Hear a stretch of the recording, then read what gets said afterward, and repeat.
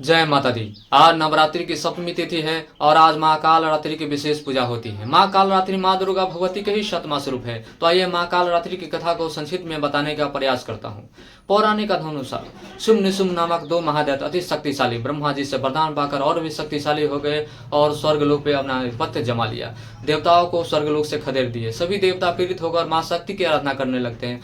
माँ शक्ति माँ दुर्गा एक बार आश्वासन दिया था महिषासुर को वध करने के पश्चात कि जब कभी भी आसुरी माया पुनः संसार में उत्पात मचाएंगे, अपना आधिपत्य जमाने का प्रयास करेंगे तो मैं अवश्य आऊंगी। यही सोचकर सभी देवता माँ शक्ति की आराधना करने लगते हैं। यह परिस्थिति देख भगवान शिव एक लीला रचते हैं और माता पार्वती से कहते हैं कि हे पार्वती, आज आप बहुत काली दिख रही है। तो माता नाराज हो जाती है और कहते हैं कि महादेव आप तो उपहास कर रहे हैं मुझे। तो कहते नहीं नहीं, आप सच में काली दिख रही है। तब माता पार्वती नाराज होकर वहां से चली जाते हैं, यह कहकर कि अब मैं तभी पुनः वापस आऊंगी जब मैं पूर्ण रूप से गोरी हो जाऊंगी। माता पार्वती जो है तपस्या करने लगती है और तपस्या किसको करेंगे, तो स्वयं शक्ति है, वो शिव की ही तपस्या करते हैं।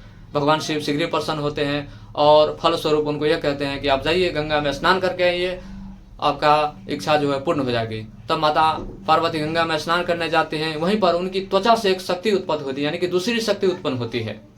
उस शक्ति का नाम दिया जाता है कौशिकी। और कौशिकी इसलिए उनकी त्वचा से उत्पन्न होने के कारण त्वचा विभिन्न कोशिकाओं से बनी हुई होती है, इसीलिए उस देवी का नाम कौशिकी पड़ा। वहां पर दूसरी तरफ पार्वती पूर्ण रूप से गौरी हो जाती है। उन स्वरूप को महागौरी भी कही जाती है। इधर माता का ही दूसरा स्वरूप माता कौशिकी देवताओं की आराधना पर उनके पास जाते हैं और उन सबको आश्वस्त करते हैं कि अब मैं आ चुकी हूँ, अब आप लोग निश्चिंत होकर जाइए। वहीं पर माता कौशिकी पहाड़ी की गुफा में चले जाते हैं और सुमधुर स्वर में गायन वादन करने लगते हैं। उनके गायन वादन के प्रभाव से तीनों लोगों में सकारात्मक ऊर्जा भर गया और इसके प्रभाव का पता जब शुम्भ नामक राजा को पड़ा, यानी कि दैत्यराज जो कि स्वर्ग के राजा हो चुके थे, तो शुम्भ को यह इच्छा हुई कि इस देवी को तो अपनी रानी बनानी चाहिए। यह सोचकर विवाह का प्रस्ताव हेतु अपने दूत को भेजते हैं, जिन दूत का नाम होता है चंड और मुंड। चंड मुंड यह प्रस्ताव लेकर जाते हैं। तब माँ भगवती जो है कौशिकी रूप में जो थी, वह कहती है कि मैं ऐसे विवाह नहीं करूंगी, जो युद्ध में मुझे हरा गई मैं उसी से विवाह करूंगी। यह सुनकर चुपचाप चंड मुंड वापस आ जाते हैं और शुम्भ निशुम्भ से यह बात कहते हैं, यानी कि शुम्भ से कहते हैं। तब कहते हैं कि उस देवी की यह दुस्साहस कि स्वर्ग के राजा को भी वह प्रस्ताव को ठुकरा दे। वह अपने एक शक्तिशाली जो योद्धा थे जिनका नाम था धूम्रलोचन अपने आंखों से धुएं का बौछार करके लोगों को परास्त करते थे, तो इसीलिए उनका नाम धूम्रलोचन था। वह गया क्रोधवश और कहा कि हे देवी, तुमने मेरे राजा को अपमान किया, अवज्ञा की है। यह कहकर उनको बाल पकड़ना चाहा। तो वहीं पर वह शक्ति जो है कौशिकी जो है साधना कर रही होती है हवन कुंड के सामने।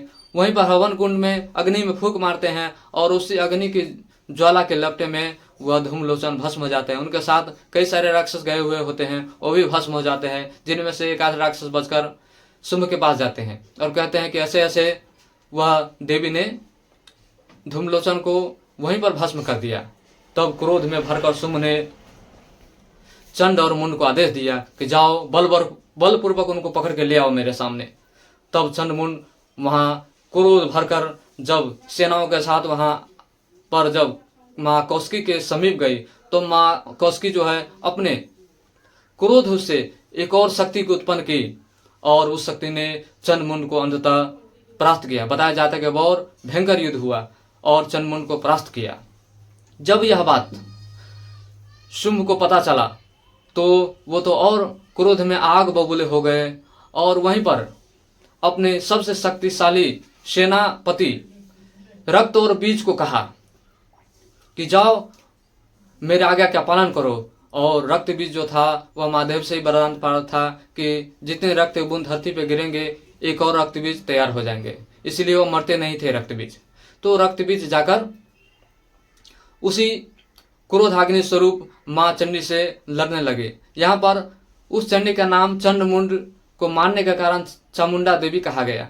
तो माँ भगवती चामुंडा स्वरूप में उसी रक्त बीज नामक दैत्य से युद्ध करने लगा और रक्त बीज को वरदान ही था, जितना काटता था उसके रक्त धरती पे गिरता था, एक और रक्त बीज तैयार हो गया। तो वहां पर इतने रक्त बीज तैयार हो जाते थे कि रक्त बीज का ही एक बहुत बड़ी सेना तैयार हो गई। जितना वो मारते थे उतना राक्षस बढ़ते जाते थे। यह सोचकर वह उग्र स्वरूप महादेवी ने काली का रूप धारण की। उसी रूप को महाकाली कहा गया है, उसी रूप को काल रात्रि कहा गया है। यानी कि जो काली रात्रि होती है वह भय प्रदान करती है, ठीक उसी तरह उनकी स्वरूप जो है भय प्रदान करने वाली थी महाकाली काल रात्रि। तो काल रात्रि ही रूप धारण करके रक्त बीज को मारने लगे और उनके रक्त जो थे हवा में ही खपर में लोकर पीने लगे। बताया जाता है कि एक आध बूंद जो नीचे गिरना चाहता भी था रक्त, तो रक्त उनके क्रोध अग्नि से ही हवा में ही भस्म हो जाते थे। इस तरह धीरे धीरे रक्त बीज का संख्या कम होने लगा और अंततः रक्त बीज भी मारे गए।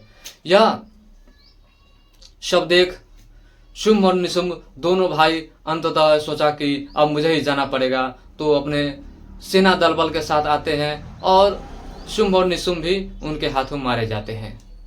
तो यहाँ पर जो है माता कौशिकी की ही जो शक्तिशाली स्वरूप थी वह महाकाली स्वरूप, जिन्हें काल रात्रि कहा गया है, उन्हीं काल रात्रि की स्वरूप को आज नवरात्रि के 7वें दिन यानी 7वीं तिथि में उनकी पूजा की जाती है। माँ काल रात्रि वैसे बड़े भयंकर स्वरूप वाली है, किंतु बड़े शुभ फलदायिनी भी है। उनको पूजा करने से आसुरी शक्ति जो मनुष्य के भीतर होते हैं वो उसकी नाश होती है और सकारात्मक ऊर्जा भी भरती है।